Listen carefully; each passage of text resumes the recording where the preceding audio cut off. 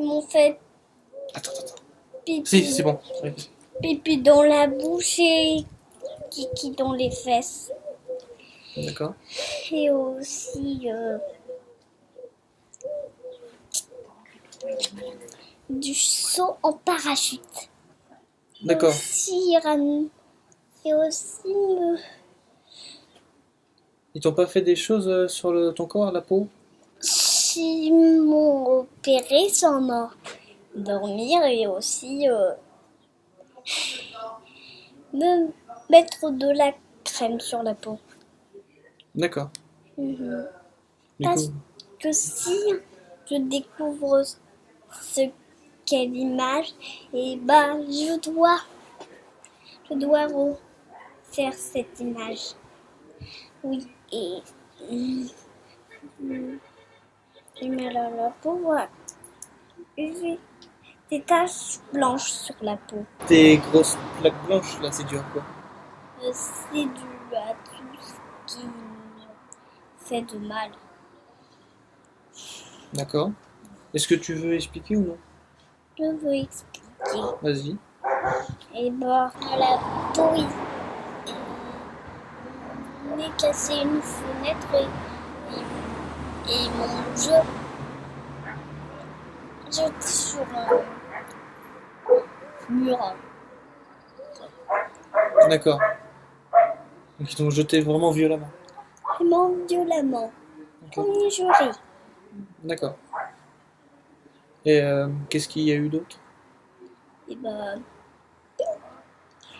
des mots. Des mots. Des mauvais trucs. Faire réciter l'alphabet d'envers et me fait très mal. D'accord. Donc, qu'est-ce qu'ils t'ont fait alors? Ils m'ont fait partir dans tous les sens. Ok. Ou c'est vraiment ce que j'ai pu dire. Et j'ai fait des expériences avec les extraterrestres. Est-ce que c'était des vrais extraterrestres, l'expérience?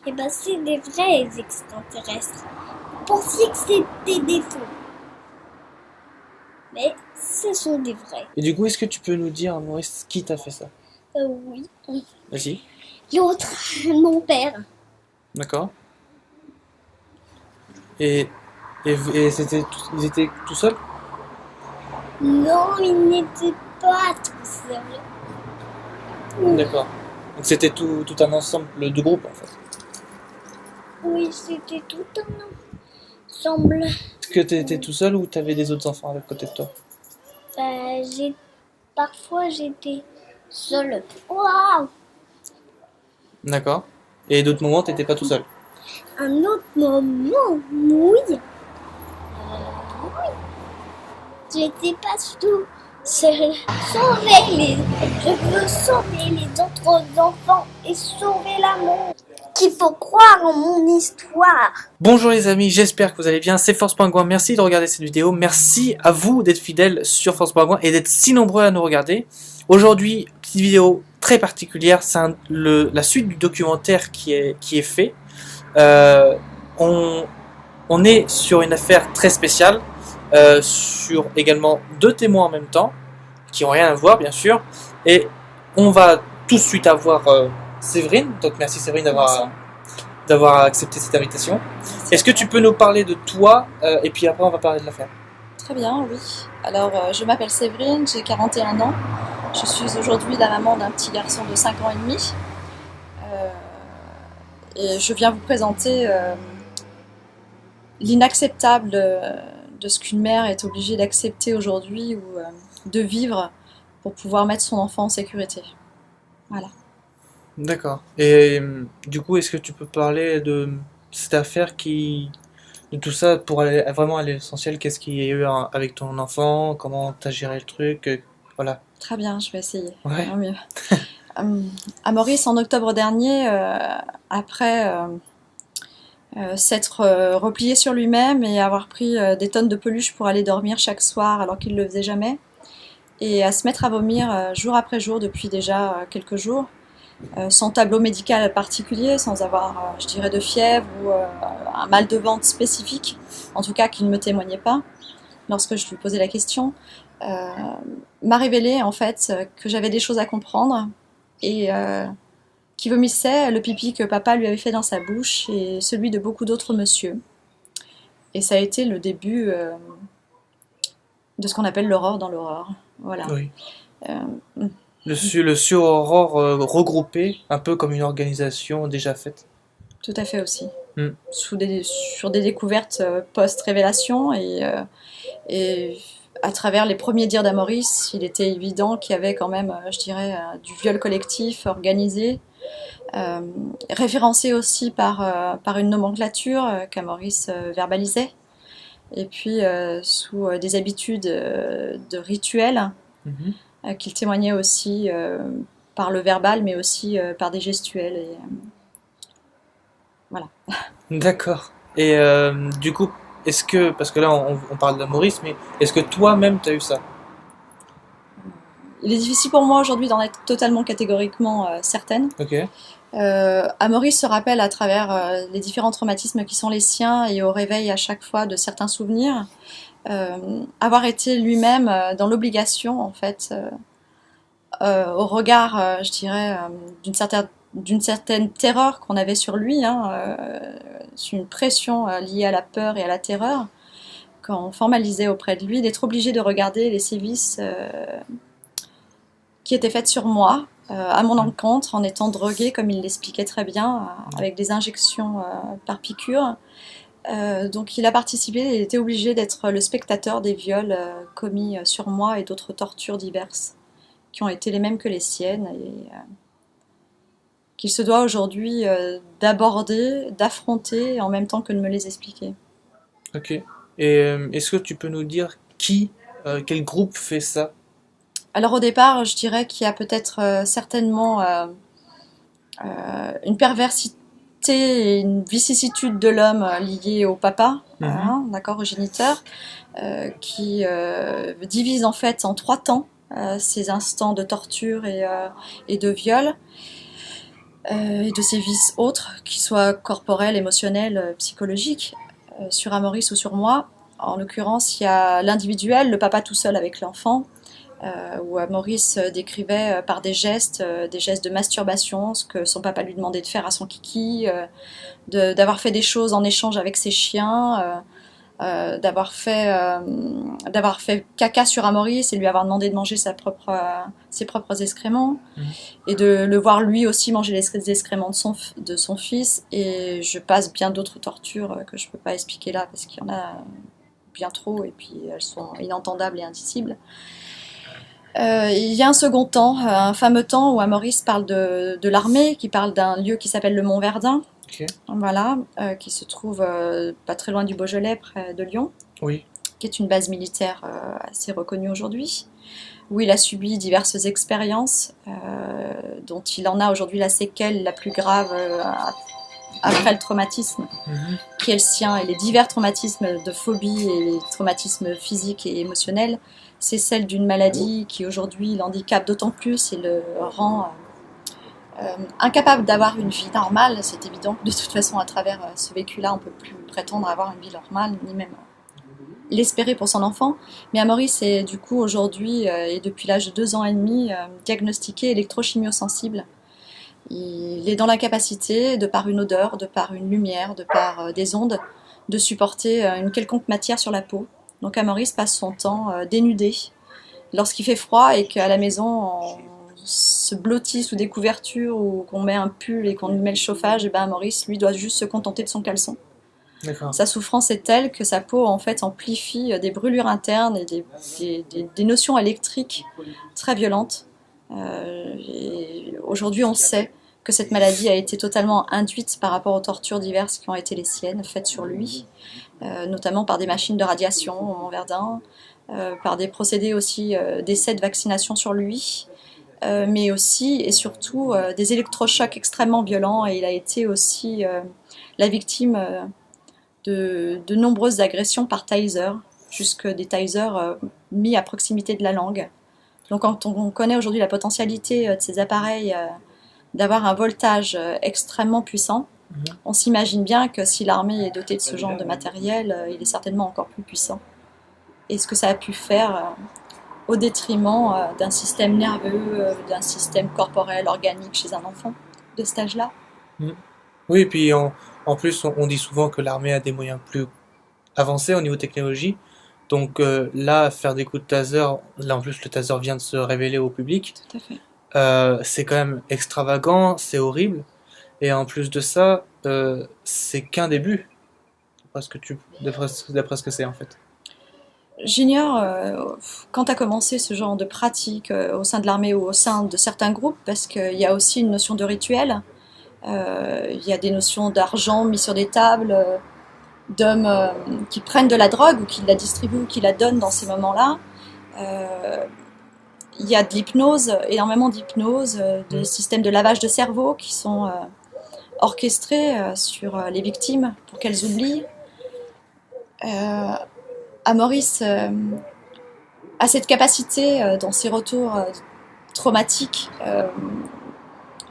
de pouvoir les verbaliser avec une profonde exactitude parce qu'il a ces moyens-là depuis très petit de pouvoir s'exprimer comme un adulte avec, je dirais, un vocabulaire assez puissamment explicite. Donc du coup, il a pu retenir aussi des mots, des choses qu'il a entendues, des choses qu'il aurait pu peut-être même lui être expliquées, pour lui demander peut-être à lui, prochainement ou plus tard, de pouvoir s'en servir aussi, je l'ignore. Je ne sais pas jusqu'où est allée cette supercherie, cet immondisme en fait, véritablement. Par contre, je sais que c'est pour en avoir fait des recherches, pour comprendre mieux et accompagner mieux Maurice dans sa réparation, d'avoir fait des recherches, de m'être rapprochée de victimes qui avaient vécu la même chose, que c'est un procédé aujourd'hui qui existe depuis fort longtemps et qui a pour but de contrôler mentalement certains sujets. Alors, je n'irai pas jusqu'à dire de manière commune dans la masse. C'est peut-être pas une orientation liée à la masse, mais de toute façon, on sent et on ressent aujourd'hui un manque de justice profond envers le peuple, envers les hommes et les femmes que l'on est. On nous aliène totalement de nos droits, ces idées de vaccination qui arrivent, etc. Je ne suis pas là pour faire de la politique, hein, mais finalement, ça révèle tout un système de contrôle sur l'être humain, qu'on soit assujetti ou non à ces gravités-là, qui ont été celles de mon enfant et peut-être des miennes, et de beaucoup d'autres, en France, il faut le savoir, mais aussi à l'étranger. Cette pédophilie, cette criminalité autour de l'enfant, il faut qu'aujourd'hui ça cesse, qu'elle cesse en France, qu'on ait un pays où on avait cette liberté de choisir qui pouvait nous diriger, cette liberté de se dire qu'on pouvait être des hommes et des femmes libres de penser, libres d'apporter ce qu'il y avait de meilleur pour nos enfants. Et bien aujourd'hui on n'a plus cette liberté-là de rien. Et je ne comprends pas qu'une institution aussi puissamment dangereuse, une institution dont on laisse le libre cours d'exister, puisse encore être en France, mais dans d'autres pays aussi évidemment, mais on n'est pas la Corée du Nord, on n'est pas un pays sous-développé, on est la France. La France s'appelle la France pour qu'on soit des gens francs, des gens honnêtes, pour qu'on ait la possibilité de révéler certaines vérités. Et aujourd'hui, tu me le permets, aujourd'hui, de révéler cette vérité-là. Mais il n'y a pas que celle-ci dans cette gravité-là, criminalité, pédophilie, etc. C'est qu'en fait, tout cela sert à une certaine élite. Et au nom de quoi ces gens ont la capacité de violer ou de torturer nos enfants? Pardon. Oui.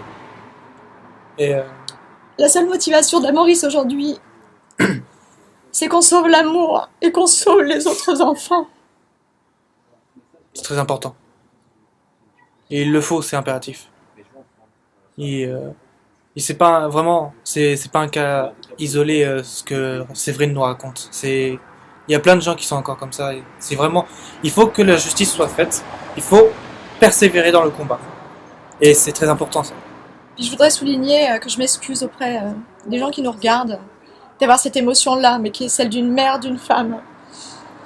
Je suis pas venue pleurer mon histoire. Je suis venue alerter un peuple Je suis venue alerter des femmes qui ont la responsabilité d'être de vraies mères, des mères protectrices, des mères qui doivent s'indigner devant ces horreurs. Je voudrais simplement faire un appel à chacun d'entre vous, de vous réveiller pour qu'en France et ailleurs, aucune disparition d'enfance, ni aucun trafic d'enfants ne puisse servir à ces horreurs. Que notre liberté à nous soit celle de choisir, qu'on puisse offrir un monde meilleur à nos enfants. Et si on les a fait par amour, et on se doit de sauver cet amour. Que ces hommes-là ou ces femmes-là salissent, juste pour une notion de supériorité ou de pouvoir. Et qu'il est temps que chacun entende que ces horreurs-là n'existent pas qu'à côté de nous, ou qu'une fois de temps en temps, à travers une affaire d'Outrou ou l'Arche de Zoé, tout ça existe chaque jour, impunément, derrière nos fenêtres, dans nos villages, dans des familles qui se taisent ou qui se terrent dans le silence parce qu'elles ont peur. Et tout ça, ça sert un système. Et nos enfants ne sont pas là, on n'a pas livré la vie pour que nos enfants soient à la merci de quelque chose qui va les faire mourir. Voilà.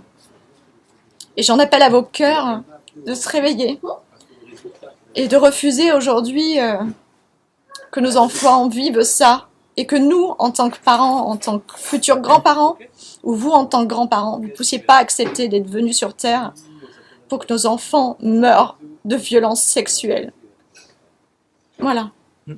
Et c'est très important parce que, d'autant plus que j'ai un ami qui a le même cas, sauf que c'est un placement abusif, carrément, mais qui a vraiment le même cas, et en plus de ça, la justice ne prend pas part en sa faveur, mais prend part en la faveur des aides sociales qui veulent éloigner les enfants de leurs parents, etc.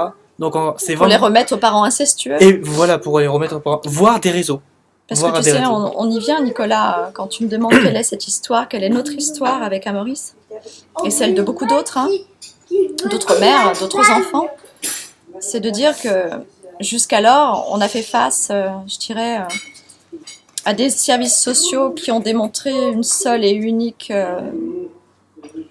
volonté. Pas celle de nous aider, ni même encore moins d'apporter des solutions face à l'électrochimiosensibilité d'Amaury, qui est simplement déjà rien que dans l'organisation tous les jours une grande difficulté pour lui, pour moi. Amaury ne peut pas aller à l'école correctement comme les autres enfants.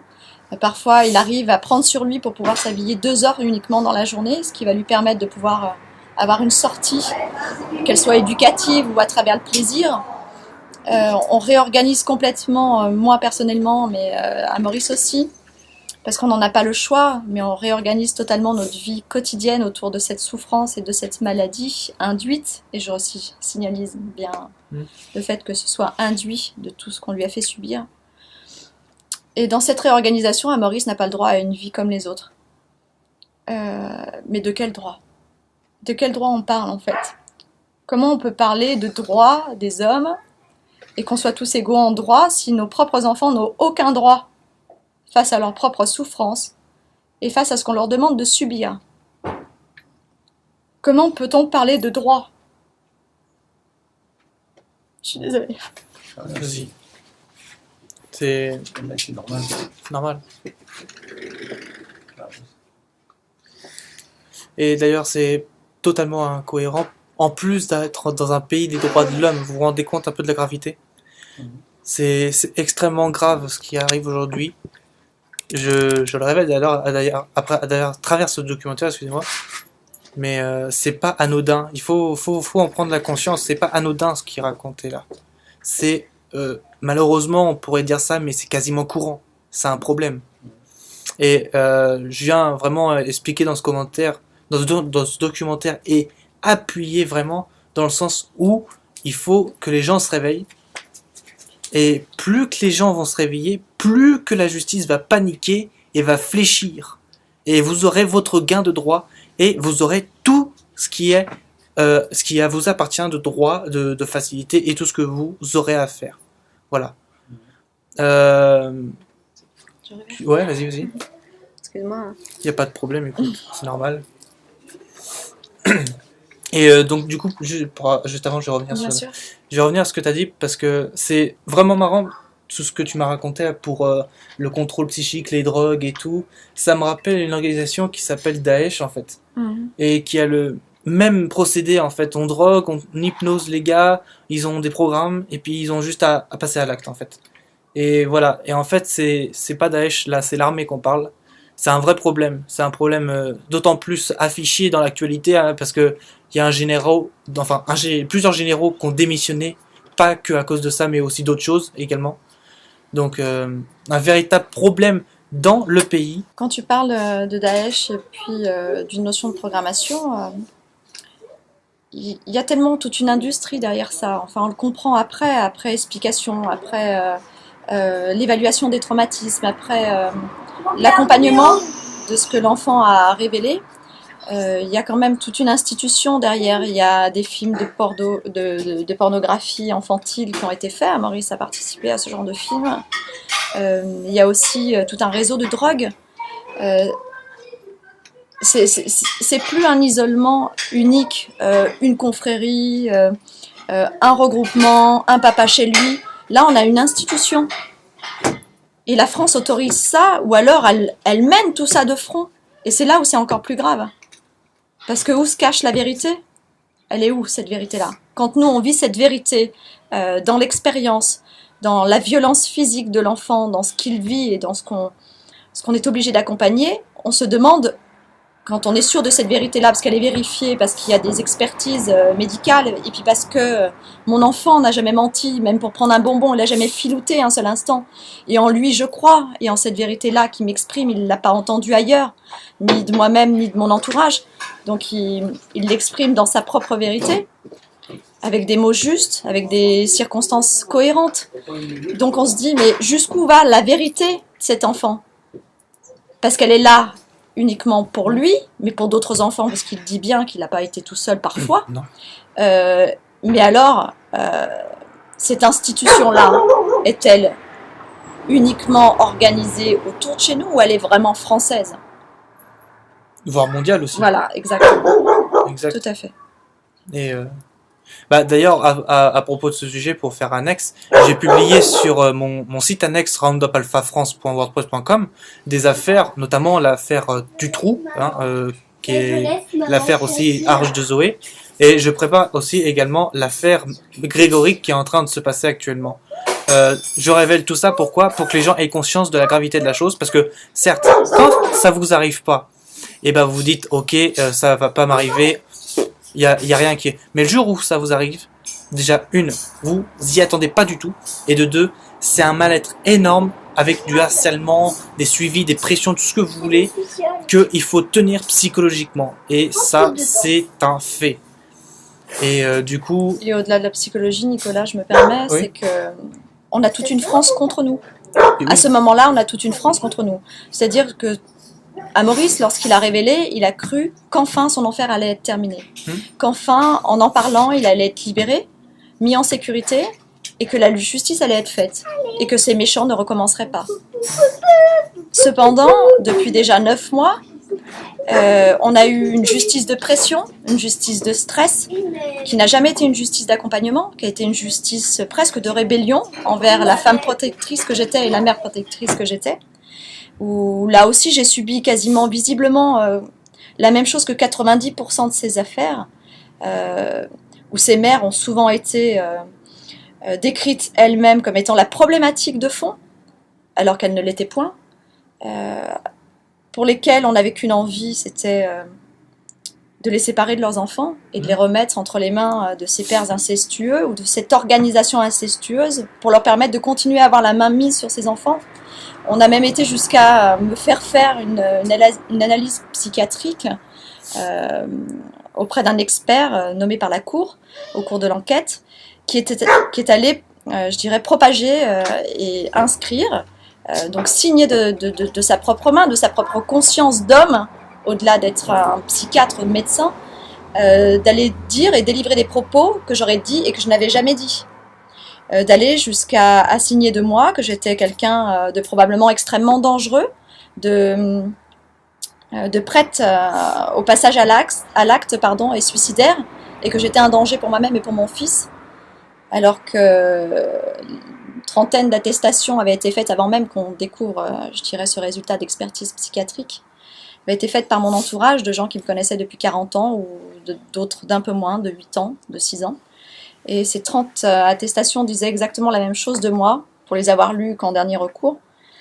Qu'ils saluaient la force de femme et d'être que j'étais, de la mère attentionnée et accompagnatrice que j'étais, et surtout la femme douce que j'étais. Et en l'occurrence, aucune de ces attestations n'a pu servir le jour du jugement auprès du juge des enfants, puisque ces 30 attestations ont été remises au juge le jour J de l'audience et n'ont pas pu être lues en 10 minutes de délibéré de la part du juge. Donc en fait, plus personne n'avait de réalité ni de poids, d'aide ou d'entraide pour nous, ou pour réveiller ou révéler notre vérité. Et tout avait été orchestré, falsifié, pour que monsieur lui soit lavé de tout soupçon. Alors qu'il faut bien préciser aujourd'hui, ce monsieur, je l'ai quitté il y a déjà 4 ans et demi, parce qu'il était violent verbalement, qu'il était addict à l'alcool, qu'il avait des sautes d'humeur parfois qui étaient totalement irraisonnés, et dans l'irraison, je parlerais même d'irréalité dans son fonctionnement. Il était un but de sa personne, pour pas dire totalement égotique, et il avait finalement, je dirais, dans l'addiction à l'alcool, un véritable besoin de transparaître qu'il était puissant, plus puissant que les autres. Et pour atteindre une certaine névrose, il faut généralement que ce soit accompagné d'une addiction quelconque. Lui a été décrit par un Maurice comme étant quelqu'un qui prenait de la drogue pendant les moments de torture qu'il subissait. Moi, je le connaissais comme quelqu'un d'alcoolique, donc il avait quand même 2 addictions très probantes, qui démontrent en lui une certaine fragilité psychologique ou psychiatrique. Et en l'occurrence, il a été lavé de toute anomalie psychologique par ce même expert psychiatre qui disait de lui qu'il était finalement un homme parfait. Donc je rappelle qu'aujourd'hui, il faut être dans l'addiction pour avoir une certaine névrose, et pour être névrosé, avoir une certaine complication psychologique. Je n'ai aucune addiction, et pourtant c'est à moi qu'on disait avoir des problèmes psychologiques. Oui. Voilà. Et bah, du encore coup, une incohérence. Exactement, encore une incohérence totale. Et encore totale. une fois, le même procédé. Parce que, en fait, la victime qui va déposer plainte contre l'agresseur, et ben en fait, devient la coupable. Alors le coupable, non, parce que je réfute oui, oui. Ce raisonnement-là jusque-là, mais par contre, tu as raison.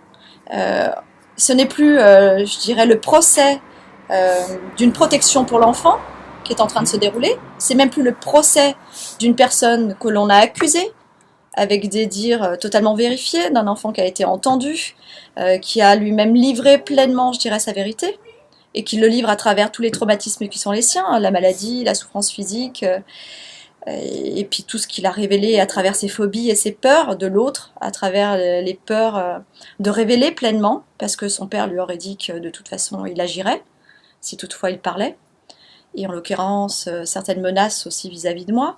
Donc l'enfant redoublé de sa souffrance et de son isolement va chercher à moi me protéger aussi. Donc à 5 ans et demi, quand on a déjà cette démarche et cette faculté émotionnelle d'aller jusqu'à la protection de la mère, eh bien on peut prétendre qu'il y a du discernement. Et que dans ce discernement, l'enfant qui prétend à sa vérité et qui prétend à une justice qui va l'entendre et le protéger, on s'aperçoit que d'un seul coup, ça devient mon procès. Et on s'intéresse plus à la problématique réelle, qui est celle de comment faire pour que cet enfant aille mieux demain et qu'aujourd'hui il soit en pleine sécurité. Et de quelle manière on va accompagner cette mère qui est là, qui se sent protectrice et pleine de courage pour accompagner cet enfant à aller mieux.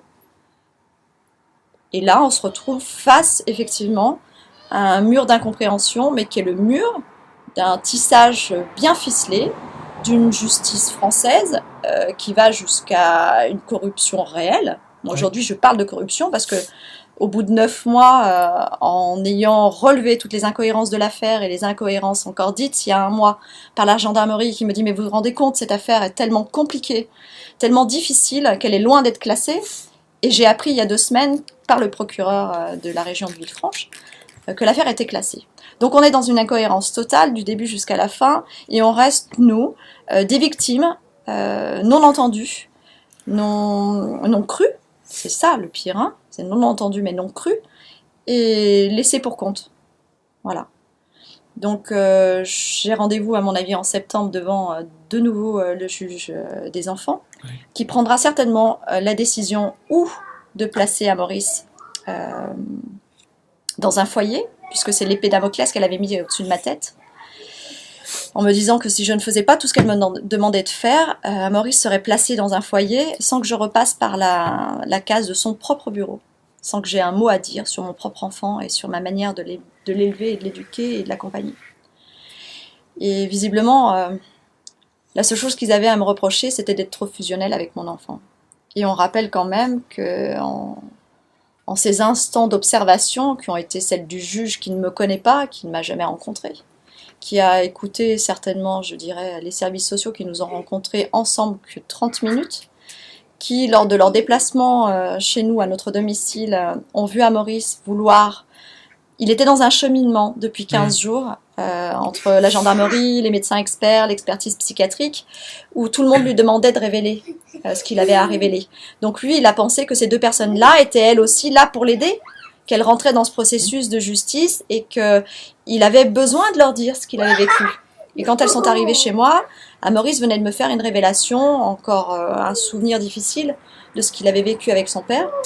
Et en ouvrant la porte et en accueillant ces deux personnes des services sociaux de Villefranche, sur Saône, Amaury leur a dit, il faut vraiment que je vous dise ce que, alors je ne dirai pas le nom de monsieur, mais ce que monsieur m'a fait. Elles lui ont répondu, mais Amaury, nous ne sommes pas là pour ça. Et on demandait à mon enfant de se taire. Et Amaury, frustré dans l'envie que l'on aide ce qui était sa vérité, frustré du fait qu'on lui ait coupé la parole et demandé de se taire, et plongé dans le traumatisme du souvenir qu'il était en train de me révéler avant qu'elles arrivaient, s'était blotti contre moi, sur moi, pendant les 20 minutes d'entretien. Et il a après vaqué à quelques jeux pour libérer cette tension qu'il avait en lui. Mais voilà, j'étais trop fusionnelle avec mon enfant. Parce qu'à ce moment-là du traumatisme, j'ai su être une mère. Oui. C'est grave, hein? C'est très grave. Et en plus, ça n'a pas lieu d'être. C'est tout à fait contre nature. C'est contre nature de ce qui est prétendu être un service social d'aide à l'enfance et à la protection de la famille. Donc du coup, moi je m'insurge déjà de toute cette ignominie faite volontairement et en dehors de notre propre volonté à nous. Hein, quand on est victime, on nous dit après, oh là là, mais tu devais avoir des failles. Il y en a toujours pour les autres. C'est tellement facile. Mais en fait, il y a tellement un système puissant derrière tout ça que, victime ou pas victime, peut-être vous, derrière votre écran, avez été victime et vous vous en souvenez même pas. Ce qui est mon cas, sauf que mon corps est en souffrance depuis plus de 5 ans. Parce qu'il vit, il réveille ses mémoires traumatiques. Et la seule parole qui est en face de moi pour témoigner ce que j'ai pu vivre, c'est ce que mon fils a vu, lui, parce qu'il s'en souvient. Et Voilà. c'est vraiment du grand n'importe quoi, tout ça. Ce qu'ils font, ce qu'ils organisent, etc. Parce qu'encore une fois, on voit très clairement que c'est une secte, hein, carrément. C'est une secte privée qui planifie tout avec des gens à des postes clés, bien sûr, hein, dans la justice, dans les aides sociales et tout ça. Et qui en fait... Je crois même que pour avoir eu certaines explications d'un agent de la police en retraite, avec qui j'ai beaucoup conversé de ce qui nous arrivait, il m'avait dit qu'à l'époque, il y a quand même une vingtaine d'années déjà, il était préconisé en fait que l'institution mettrait en place tout ce procédé du procureur jusqu'à l'investigation de la gendarmerie et des services sociaux pour faire barrage à ce type d'affaires-là, pour protéger le gouvernement et protéger plus haut les fonctionnaires qui étaient nos dirigeants. D'accord, oui, donc carrément un retraité dit ça de la police, quoi. Donc ça prouve bien par A plus B que tout est fait pour étouffer les affaires et que personne ne continuer à vouloir contrôler les enfants et abuser d'eux, impunément, derrière notre dos. Tout, bien sûr, entre guillemets, légalement, parce que c'est pas légal, hein, bien sûr. Mais heureusement, mais j'espère bien que personne ne laissera jamais... Non, faut que ce soit illégal dans tous les cas. Et puni par les bonnes lois et les bonnes personnes, surtout les bonnes personnes. Parce que au début, on a beau avoir des bonnes personnes, on se dit on va être aidé, etc. En fait, c'est tout le contraire. On est totalement déçu, on n'a plus confiance en personne et ça devient très très très négatif, quoi, parce qu'on peut plus savoir à qui se référer pour raconter ça. Complètement. L'étau se resserre, en Et fait, voilà. au fur et à mesure des avancées, qu'elles soient juridiques ou liées à l'enquête. On sent vraiment, on la voit, elle se tisse devant nous, cette incohérence. Elle est tissue de fil blanc, elle est tellement, je dirais, mal mensongée que toute la vérité fait qu'en définitive, ils cachent même plus leurs mensonges. Tout est là. Tout est tellement clair. Tout est tellement abusif, tout est tellement orienté qu'en définitive, on n'a pas besoin d'être pleinement intelligent. Il suffit un petit peu de clairvoyance et puis de discernement pour comprendre ce qui est en train de se passer. Et comprendre que notre seule défense, eh bien, c'est nous tous. Simplement nous tous. Tu parles de loi et de bonnes lois, mais les lois, c'est nous qui devons les faire. On doit être un peuple demain qui s'unisse pour faire entendre notre vérité. Et cette vérité-là, elle sera jamais, jamais entendue si on n'est pas tous conscients que nous seuls pouvons faire quelque chose. Voilà. On a élu ces dirigeants, sans le peuple, ces dirigeants sont rien, et le peuple aujourd'hui a les moyens de s'exprimer, sauf que plus personne ne s'exprime. Tout le monde se tapit dans son confort, et surtout veut éviter qu'un jour ça lui arrive. Mais le jour où ça vous arrive, il n'y a plus personne pour vous aider. Et le seul moyen aujourd'hui de créer une notion de justice réelle et une aide véritable lorsque vous vivrez, et je ne vous le souhaite pas, ce genre de situation, eh bien c'est de se réveiller aujourd'hui et de faire en sorte qu'une vraie loi, une vraie justice existe enfin pour nos enfants. Ils ont le droit aussi d'être entendus dans leur vérité. Ils ont le droit d'être défendus. Ils ont le droit qu'on les aime, simplement, et qu'on les respecte. Et il n'y a qu'ensemble qu'on peut faire entendre cette vérité-là. Il n'y a qu'ensemble qu'on peut faire comprendre qu'on a besoin qu'on nous respecte.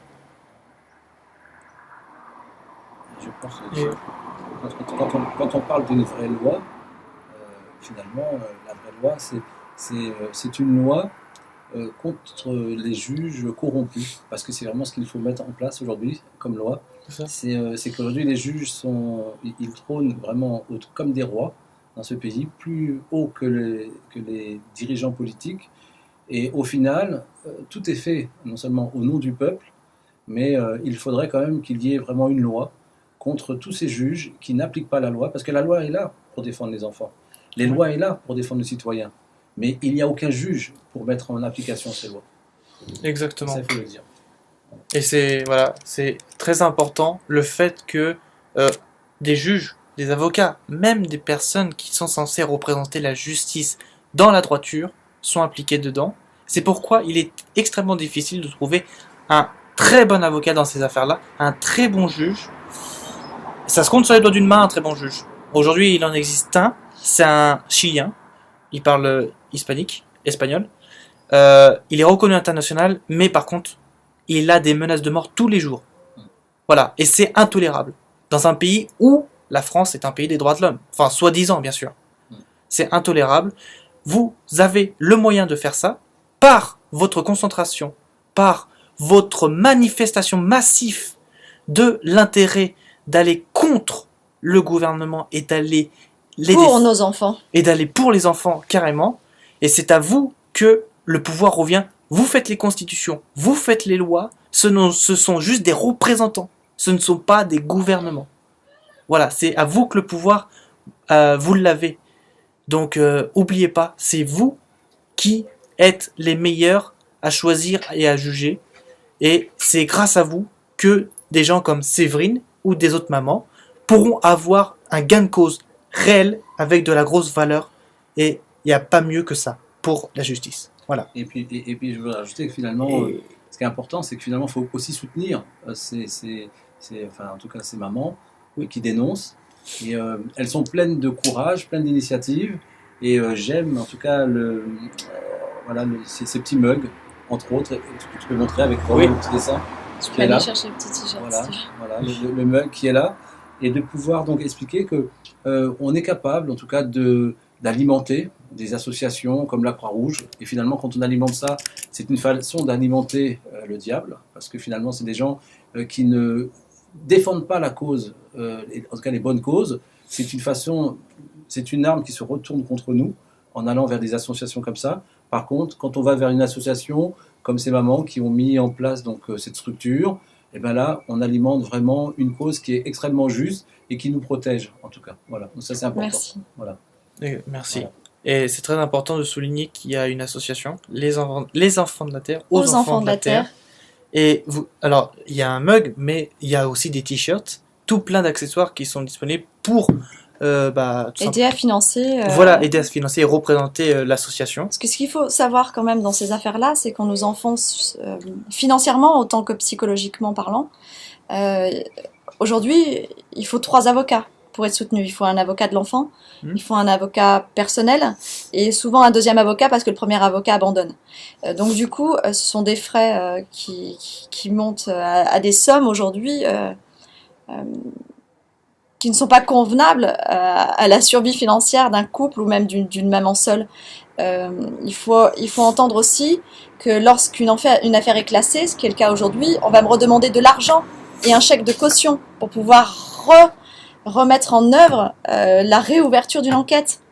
C'est-à-dire qu'il y a toujours un conditionnement à l'argent, sachant qu'aujourd'hui on amoindrit chacune de nos possibilités financières pour nous permettre de ne jamais franchir les étapes qui vont plus loin que cette injustice injuste. Donc du coup, c'est pas pour faire... cette association, elle est créée pour réveiller les cœurs. On a envie, nous, en tant que femmes, de se battre pour cette terre, pour ces enfants, pour nos enfants, pour ce dont on est faite, nous, de cet amour, de cette protection innée qu'on peut avoir envers eux, et pour tout le bien qu'on leur souhaite à nos enfants. Et cette association, elle existe surtout parce qu'Amaurice m'a dit me sauver moi, c'est important, mais il faut sauver tous les autres enfants. Donc on a appelé cette association aux enfants de la Terre, parce que cette Terre, on l'aime, et on veut aimer nos enfants. Et on veut que vous aimiez vos enfants, et que vous les protégiez. Et notre slogan, c'est « Sauvons l'amour et tous pour Amaurice ». Amaurice, il sera le premier peut-être dans cette circonférence de réunion des uns avec les autres, et je l'espère. Mais il n'est pas un modèle. Il est simplement une histoire au milieu des autres histoires. Et tous les autres enfants méritent la même liberté que je veux offrir à mon fils. Et je la souhaite pour vos enfants. Et je trouve qu'on va dans une vie très difficile pour eux. Et j'aurais besoin que vos cœurs se réveillent pour vous, pour votre dignité, pour la reconnaissance qui est la vôtre de votre amour pour eux. Et que vous reconnaissiez que demain, leur avenir, si vous ne le prenez pas en main aujourd'hui, sera un avenir détruit, un avenir désillusionné. Et vos enfants n'ont pas mérité ça. Personne ne mérite ça. Et aux enfants de la Terre, c'est une association qui vise à aider toutes les autres victimes, comme nous, qui ont été plongées dans l'isolement ou la peur. Et on les invite à venir nous rejoindre pour témoigner, et puis parce qu'on veut les aider. Et les mugs, les t-shirts, c'est pas pour galvauder une envie de grandir les caisses d'une association. C'est parce qu'on veut pouvoir aider ces femmes à subvenir aux nécessités financières qui seront les leurs demain pour défendre la liberté et la sécurité de leurs enfants et leur permettre de retrouver leurs enfants. Simplement. Et c'est plus qu'important, c'est vital. Oui.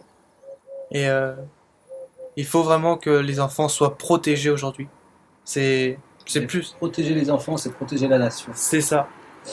C'est protéger la vie. Oui, la vie. La vie pleinement la vie.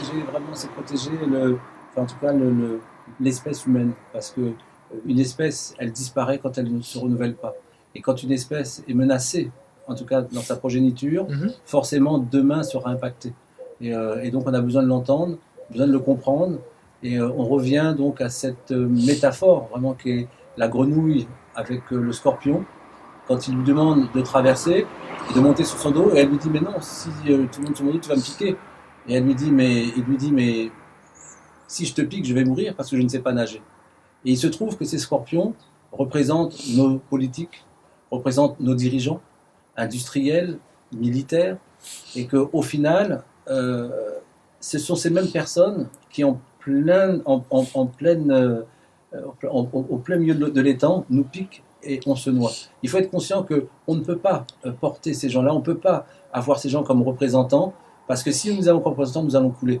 Et il faut pouvoir justement se débarrasser, en tout cas, de l'imposture qu'ils représentent aujourd'hui dans cette société, parce qu'ils représentent réellement une imposture, et nous avons donc besoin, en tout cas, d'en prendre conscience pour pouvoir se débarrasser d'eux et de libérer nos enfants et de leur apporter la protection qu'ils méritent. Voilà. Oui, et c'est vital aussi pour la démographie. Vital. Oui, et c'est vital pour la démographie. Voilà. Donc voilà, en tout cas, tout ça, c'est... Et puis c'est vital pour chacun d'entre nous. Tout à fait, bien sûr. Chacun d'entre Ah oui, nous. vraiment. Refuser Voilà. tout ce qui va à l'encontre de la vie. Refuser ces vaccins qui sont là pour vous meurtrir. Refuser que l'institution mette en place, dès la rentrée, la sexualité ou l'apprentissage de la sexualité auprès de vos enfants. Soyez libres de leur apporter avec votre équilibre la connaissance de ce qu'est votre amour à vous, de ce qu'est l'amour à travers la belle relation sexuelle. Soyez quand même les gardiens de vos enfants, bon sang. Et pour ça, faites le meilleur exemple. Et c'est pour ça qu'il ne faut pas briser ces foyers, ces couples, tout ça. Et que finalement, la société est là pour briser tout ça. Et que nous sommes, il ne faut jamais oublier que nous sommes les meilleurs modèles pour nos enfants. Et que ce modèle-là, c'est ce qu'ils vont reproduire. Et c'est pour ça qu'il faut vraiment être conscient que nous devons représenter ce qu'il y a de meilleur. On ne peut pas donner ce qu'on n'a pas. Et si nous ne sommes pas habités par un amour réel, si on est vraiment dans l'inverse, c'est exactement ce que nous allons leur transmettre. Donc il faut vraiment être ces êtres d'amour, de lumière, et eux-mêmes deviendront des êtres d'amour et des êtres de lumière. Donc, d'ailleurs, j'avais envie de le dire, ça. J'avais envie de dire qu'Amaurice vous aime tellement tous qu'il veut vous sauver. Il veut sauver tous les autres enfants, mais ceux qu'il a rencontrés et les autres, parce qu'il a la conscience que ça ne se limite pas uniquement à ce qu'il a vécu lui. Et lui, il vous aime. Alors aimez-vous, aimez vos enfants. Et aimez-nous. Aimons-nous, quoi. Voilà. Et merci. Merci à toi. Merci, Nicolas. Merci à vous d'avoir regardé cette vidéo.